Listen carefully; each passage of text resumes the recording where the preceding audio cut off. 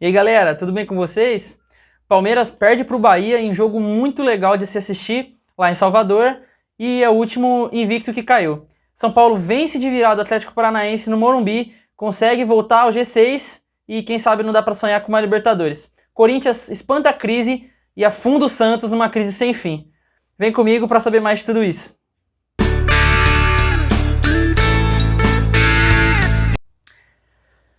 Pessoal, antes de começar eu queria pedir para você, por favor, deixar o like aí se você gostar do vídeo, compartilhar para me ajudar, porque é assim que vocês podem me ajudar, curtindo o vídeo, dando like. Tava até com saudade de vir aqui gravar, né?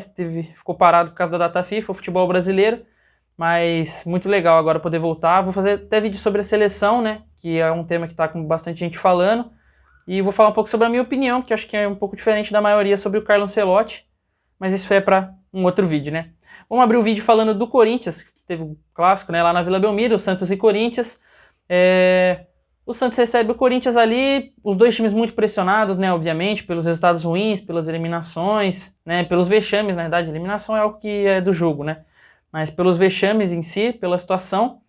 E aí o Santos recebe o Corinthians tinha tido um protesto antes mesmo do jogo, não conseguiu desembarcar em Santos um pouco tempo antes do jogo e todos os times pressionados, jogadores provavelmente sentindo esse clima, né? Obviamente, os dois treinadores muito pressionados, acho que mais o Odair Hellmann do que o Luxemburgo, e foi pro jogo, né? Eu, sinceramente, não esperava muito desse jogo, esperava um jogo assim, um empate, um 0-0 ou 1-0 para algum dos clubes, né?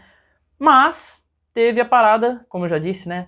De 11 dias da data FIFA. Isso foi muito bom pro Corinthians, né? Obviamente que os dois clubes poderiam aproveitar, né?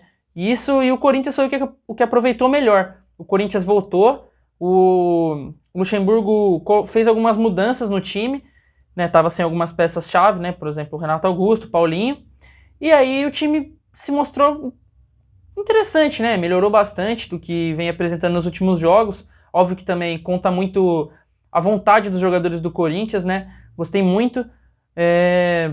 E o Santos, né, além de estar numa má fase, tá muito azarado, cara, né? Isso é da má fase também, né? Igual, por exemplo, no gol anulado do Mendoza, obviamente foi bem anulado, eu achei o gol, óbvio, é claro, o toque na mão dele, óbvio, foi sem querer o toque, até porque nenhum jogador tá jogando vôlei ali, né? Mas o toque na mão dele é sem querer, não é intencional, mas o gol foi muito bem anulado, na minha opinião. Até que foi uma arbitragem interessante, eu gostei.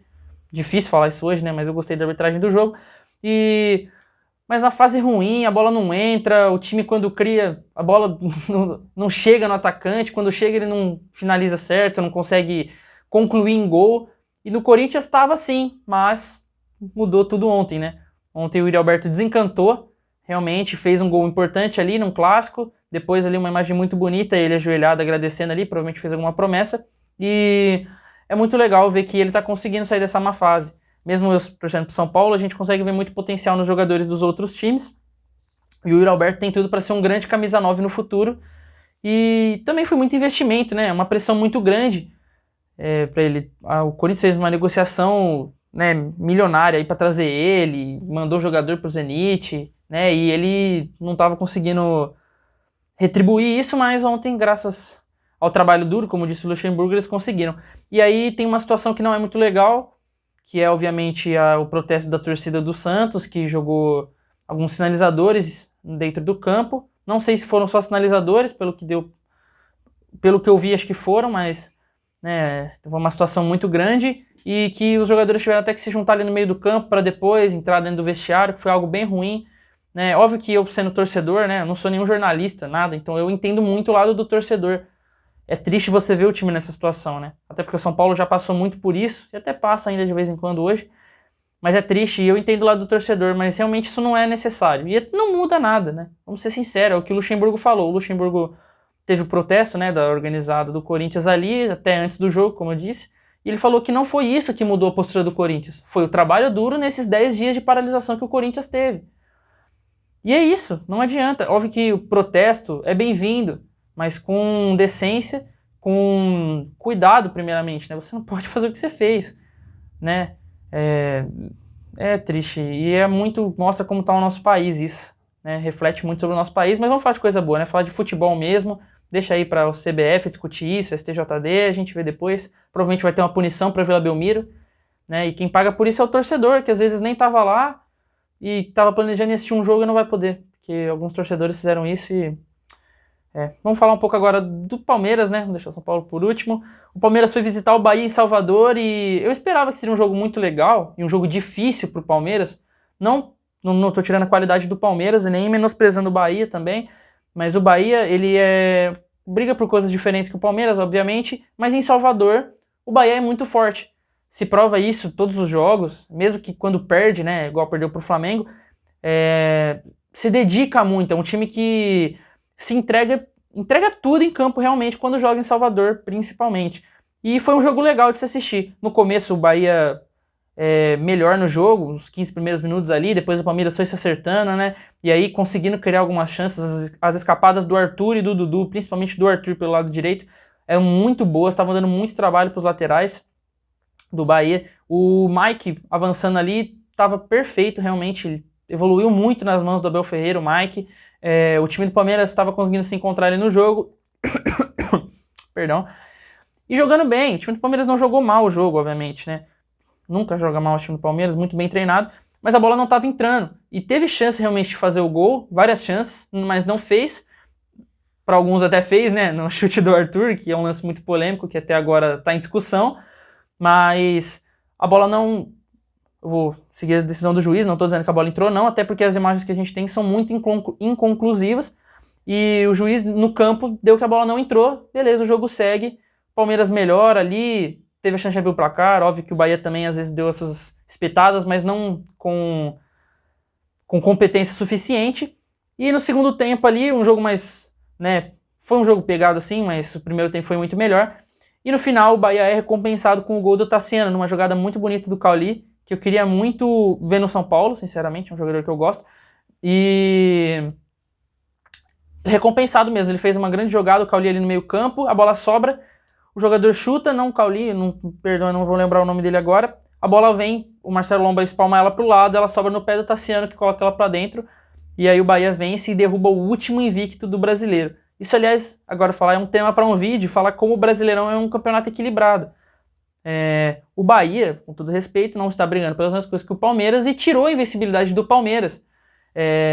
Isso mostra que o Campeonato Brasileiro, mesmo com grandes investimentos de alguns times, grandes dívidas, alguns clubes investindo sem poder investir, está muito equilibrado ainda, né? Com a raça, com a vontade, ainda se deixa equilibrado. E aí o Bahia foi recompensado, derrubou o último invicto do brasileiro, e agora sobe na tabela um pouco, né? Gosto muito do Bahia, é um time muito carismático, né? Torcida apaixonada, os nordestinos são muito bons nisso.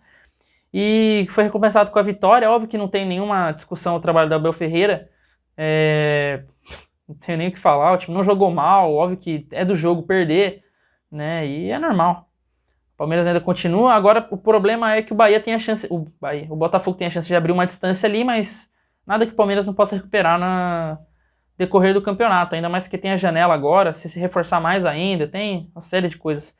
Agora falando do São Paulo, o São Paulo recebeu o Atlético Paranaense ali no Morumbi, num jogo que obviamente eu esperava que ia ser muito difícil, né? Um jogo que eu assisti, e foi realmente um jogo complicado. O São Paulo tentou primeiramente controlar o jogo ali, né? Fazendo as saídas com o Beraldo, o Arboleda ainda com a seleção, então jogou o Beraldo e o Diego Costa.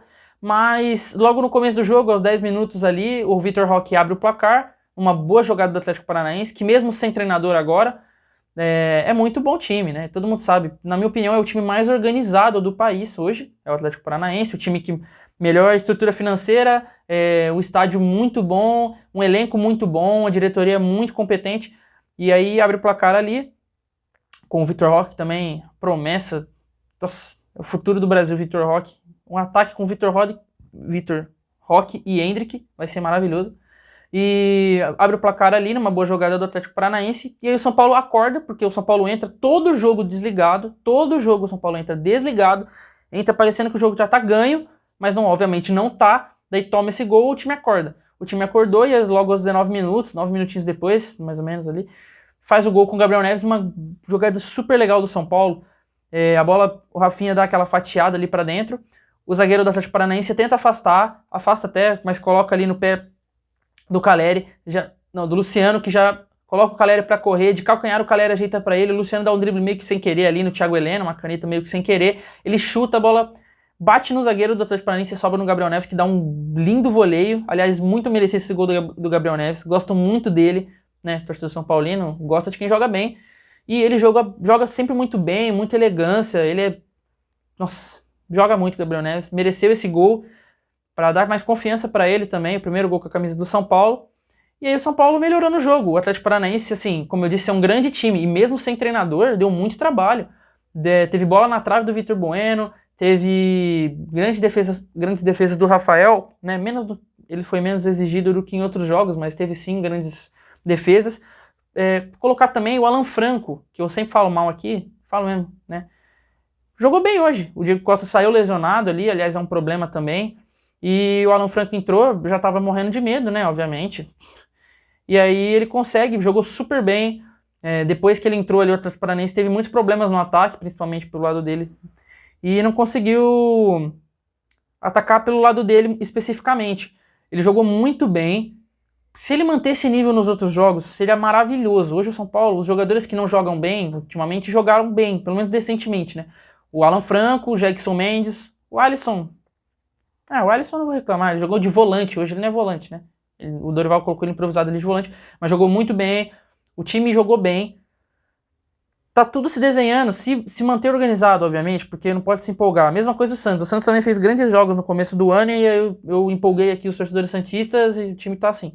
Então não pode se empolgar, obviamente, tanto. Tem que aproveitar o momento, claro, né? Tá no G6, mas tem que tomar cuidado. Obviamente, o São Paulo tem um elenco limitado e por isso precisa desses jogadores que de vez em quando não tem atuações tão boas, mas, por exemplo, é o que eu falei, o Alan Franco, a gente sabe que ele tem um potencial, o Jackson Mendes, a gente sabe que tem potencial, dá uma aspas pro Rodriguinho também, que fez a jogada do segundo gol do São Paulo, muito legal, tá jogando bem pra caramba, tá se desenvolvendo, a jogada do segundo gol, aliás, foi muito bonita, foi uma saída de bola ali de São Paulo, Rafael dá aquela fatiada ali, Caio Paulista já domina ela, coloca o Rodriguinho na frente, o Rodriguinho toca pro Caleri, o Caleri faz o pivô maravilhoso, o Luciano coloca a bola na gaveta, golaço de São Paulo, com uma jogada muito bonita, uma jogada trabalhada, porque com o Rogério Ceni não tinha jogada trabalhada, era bomba meu boi na área e Deus nos acuda.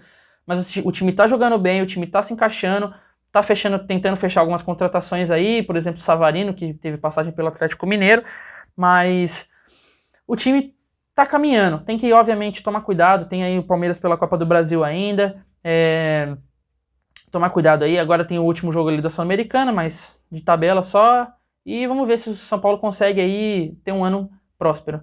Valeu? Obrigado por você que acompanhou até aqui, tamo junto, até a próxima. Tchau!